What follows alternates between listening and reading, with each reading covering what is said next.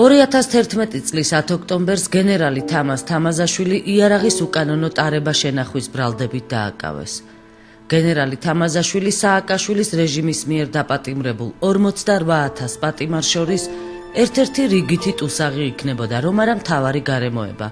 ის ბიძინა ივანიშვილის გუნდის წევრის, საქველმოქმედო ფონდის ქართულ ყოფილი პრეზიდენტის ირაკლი ღარიბაშვილის სიმამრია. თამაზაშვილის დაკავებაც ივანიშვილის პოლიტიკურ გააქტიურებას მოყვა. 2011 წლის ოქტომბერს, 7 ოქტომბერს გააკეთა ბატონმა ბიძინა ივანიშვილმა განცხადება მის პოლიტიკაში მოსვლის თაობაზე. ვინაიდან მე ვიყავი ბოლო 8 წელია ბატონ ბიძინასთან მუშაობ მე და მე ვიყავი მისი ფონდის, საქველმოქმედო ფონდის პრეზიდენტი, ამასთანავე ბანკი ქართულ სამეთვალყურო საბჭოს წევრი. 11 ოქტომბერს იმავე დღეს ესე მოხდა ბატონ ბიძინასთვის მოქალაქეობის ჩამორთმევა და დილის საათებში ჩემი სიმამრის დაკავება. მაშინ ჩემი სიმამრის მიყავდა თავისი მცირეწლოვანი შვილი, ქალიშვილი, ჩემი ცოლის დანო სკოლაში, სახლთან დახვდნენ, დაახლოებით 15 პოლიციელი. და უთხრეს რომ უნდა გაყოლოდა პოლიციის სამმართველოში. რა თქმა უნდა, არავითარ ჩხრეკვაც ადგილი არ ქონია, არც მანქანის, არც ფიზიკური. ბავშვს უთხრეს რომ აცულიყო სახლში.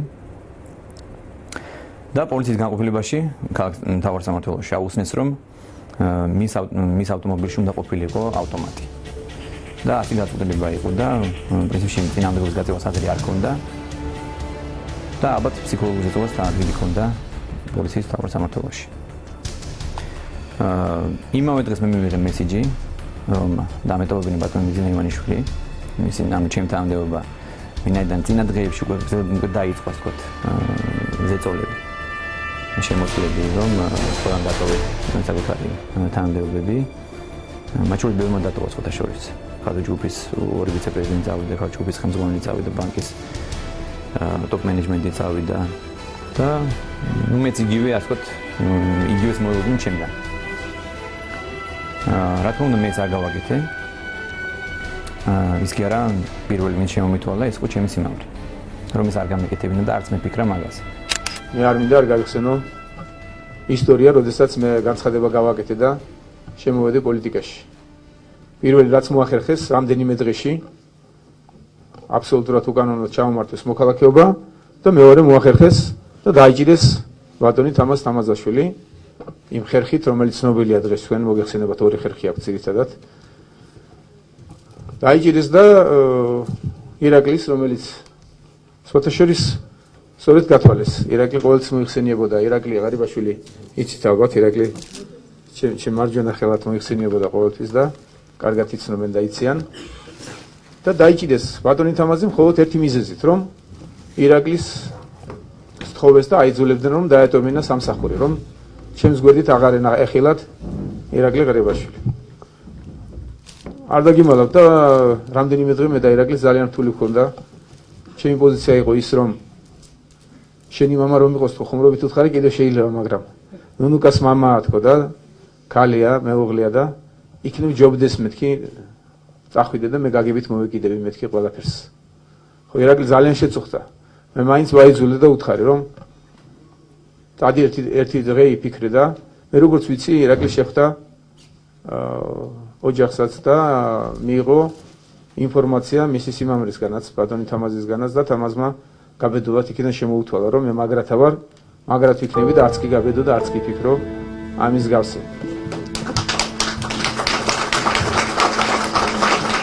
არავის ეჭვი არ ეპარება, რომ ეს არის აბსოლუტურად შეკერილი საქმე. 15 პოლიციელი რო ყავს მოწმის სახით გენერალ კაც, იქ მე მგონი საუბარი ზედმეტია. თანაც ყველაზე საინტერესო არის, რომ ეს ადამიანს, რომელიც ბოლო 30 წლის განმავლობაში ებრძოდა, ასე ვთქვათ, კრიმინალს და იცავდა საკუთარ ქვეყანას, საკუთარ მოქალაქეებს, აბრალებენ რას? ავტომატური სასასროლი არ არის, უკანონო შენახვა ტარებას. რაც არის აბსურდი. კიდევ ერთი აბსურდი ის არის, რომ ეს ავტომატი ექსპერტმა, რომელსაც შეაფასა, შეამოწმა, აღმოჩნდა, რომ არ იყო ავტომატური, ერთჯერად იყო და დაზიანებული, გაფუჭებული იყო. შესაბამისად გასროლა ვერ მოხდებოდა. და მას გარდა იყო დაჟანგებული. ნუ შემდეგ თქვეს, რომ მის სახლიდან ამოიღეს რაღაცა, რა თქმა უნდა, სახლშიც ჩადეს ხელყუმბარები ბავშვის კარადაში, მაგალითად, რატომღაც ინახავთ, თურმე გენერალი კაცი ხელყუმბარას ბავშვის კარადაში. ნუ მსგავსი გაუგონარი ფაქტები. თუმცა აპრობირებული ჩვენი მთავრობის მიერ.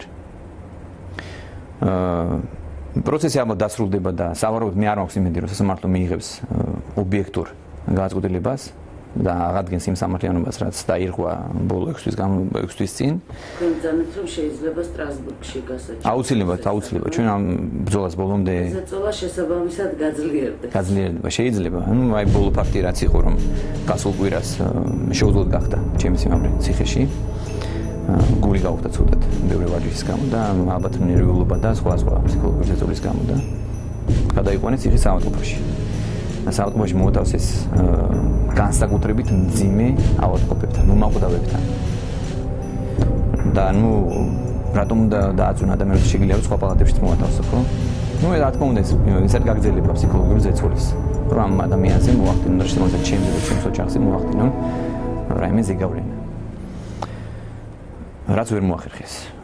ჩემი სიმამრის შვილი, ანუ ჩემი ცოლის-ძმა არის კახეთში, ესე იგი შტაბის უფროსი. ანუ რაც იყო გასვლა, რომ პირველი მე წამოსულიყავი და ამას გარდა ყველაზე მნიშვნელოვანი მე ვფიქრობ ის არის, რომ ჩემი სიმამრი ბოლო უბრალოდ 6 წლის განმავლობაში იყო კახეთის პოლიციის სამმართველოს უფროსი და ძალიან ავტორიტეტული იყო და ყველასთვის პატივსაცემი, ყველა პოლიციისთვის სამაგალითო იყო. ამას მე არ ვიძახი, იმიტომ რომ ჩემი სიმამრი ეს ყველამ კარგად იცის და მე ამის გადამოწება მარტივად შეიძლება. და ესეთი გათვლა ის იყო, რომ მას თუ შეერთვებოდა, ესე იგი პოლიტიკურ პროცესებში ჩემიდან გამომდინარე და ბატონი ბიძინა ივანიშვილიდან გამომდინარე, მას ჰქონდა რეალური შესაძლებლობა, რომ მოეხდინა გავლენა პოლიტიკურ პროცესებში კახეთში.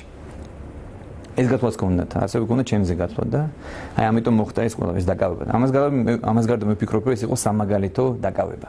რომ დაეშინებინათ სხვები, ჩემი ოჯახი, სხვა ოჯახები, სხვა პოლიციელების და სხვა ივანიშვილის სხვა მხარდამჭერებიც პოტენციური.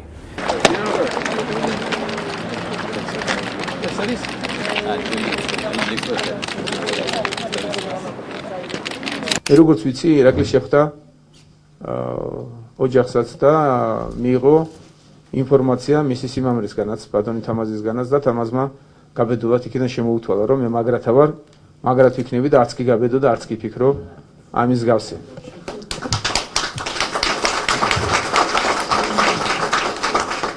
ასეთი კაცის შვილი მიხედავს დღეს ჩვენ შტაბს დღეიდან და მე ვფიქრობ, რომ ყველაფერი კარგად იქნება და კიდევ უნდა დავამატო, რომ ჩვენს ქვეყანაში სადაც უამრავი უსამართლო პატიმარია დღეს, ათასობით უსამართლო პატიმარია, კარგად მოგეხსენებათ და ამავდროულად ისეთი უკანონობაა, რომ შეგიძლია ხვალ კაცი მოკლა, გადაიხადო და გამოგიშვება. ეს საპროცესო გარიგება, რომელიც დაამახინჯეს ამერიკიდან აიღეს საფუძველი, მაგრამ აბსოლუტურად დაამახინჯეს, რაღაც უბედურებად გადააქციეს და ხალხის გაღატაკების ერთ-ერთ მეთოდად იყენებენ მას, რომ ბოლო ფულს ახტევინებენ, ვისაც აქვს ფული, აბსოლუტურად გაუგებრად, აბსოლუტურად უმიზეზოდ შეუძლიათ დაიჭირონ, გადაახტევინონ და გამოუშვან. ამავდროულად არც ერთ შემთხვევაში არ დათანხმდნენ ბატონ თამაზ თამაზაშვილთან საპროცესო გარიგებას, გასაგები მიზეზების გამო. ბატონ თამაზმა გმირობის ტოლფასი ჩაიდინა თავისი პოზიციით და ეს ჩვენთვის უნდა იყოს მაგალითი. რამე თუ ისეთი უკანონობაა დღეს ქვეყანაში, ნებისმიერი ჩვენთაგანი თავისუფლად შეუძლიათ დაუქვემდებარონ მსგავს უკანონობას.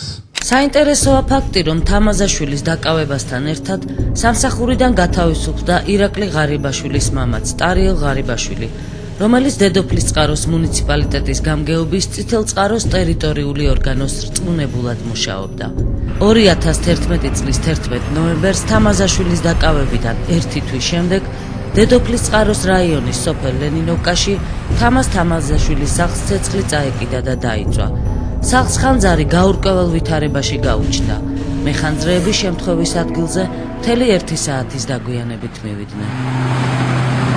მოქალაქეებმა მოახერხონ დაძლიონ შიში. ის შიში, რომელიც ასე უსამართლოდ დაასადგურა ხელოვნურად ჩვენმა ხელისუფლებამ. და მე ვფიქრობ, რომ ყველაზე დანაშაული, რაც ხელოვნებამ ხელისუფლებამ ჩაიდინა, ის არის, რომ საკუთარ მოქალაქეებს უკანონოდ წაართვა თავისუფლება. აი ეს თავისუფლება უნდა დავიბრუნოთ ჩვენ და ეს სამართლიანობა უნდა აღვადგინოთ. აი ეს არის ჩვენი ესეთი მთავარი ამოცანა.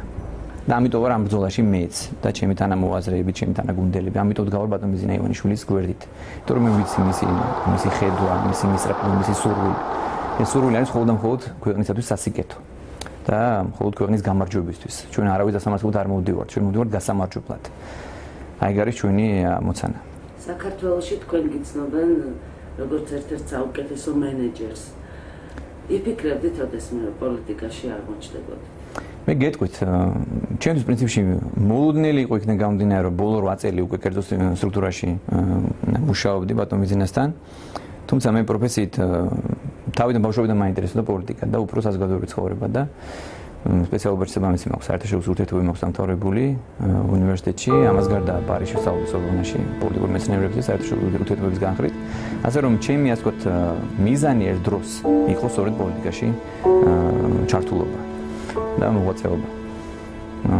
ასე რომ არავინ არ იცის ბედი რას გვიმზადებს. ვერ წარმოვიდგენდი, გააწყობილი მქონდა რომ კერძო სტრუქტურაში უნდა მემუშავა და ასეც ვერ წარმოვიდგენდი რომ ეს მოხდება დღეს, მაგრამ ასე მოხდა და მე არ უჩივი ჩემს ბერიქით მადლობელი ვარ. დაახლოებით 10 დღის წინ ჩემი სიმამრის და გაათავისუფლეს. პედაგოგი იყო სახელოვნებო სასწავლებლის. ანუ ეს გრძელდებოდა ეს პროცესი 6 თვის წინ დაიწყო და დღემდე ასე ვთქვათ არ ჩერდებიან. თავარი რა არის? ამაში არის ის რომ ადამიანმა გააცნობიეროს რომ შიში არის მართლაც არაფერი. ჩვენ დღეს მხოლოდ ერთი დღით არ ვცხოვრობთ. ადამიანები მე ასე ვუყურებ ყოველ შემთხვევაში და თავარია გავიაზროთ რომ ბრძოლა რომელიც არის ამოწყებული ეს არის სამართლიანი. სიმართლე არის ჩვენს გვერდით. ჩვენთან არის სიმართლე. ასე რომ ჩვენ თვითონ უნდა გავიაზროთ რომ ეს შიში არის მართლაც გაუცნობიერებელი. არაფერი არ შეიძლება მოხდეს, არ შეიძლება რომ ყველა დააპატიმრონ და ყველა დასაჯონ. ეს არის სამაგალითო დასჯები, სამაგალითო დაპატიმრებები, მაგრამ არ შეიძლება მთელ ქვეყანას ვერ დააპატიმრებენ. ამას ვერ შეძლებენ. და ქართული ხალხი ყოველთვის გამოირჩეოდა მამაცობით, პატრიოტობით. და მე ვფიქრობ დღეს არის ის დრო, როცა ჩვენ ყველამ ერთად უნდა გამოვფხიზდეთ და უარი უნდა უთხრათ ძალადობას და ამ რეპრესიებს, რაც მომდინარეობს ჩვენი ხელისუფლებიდან.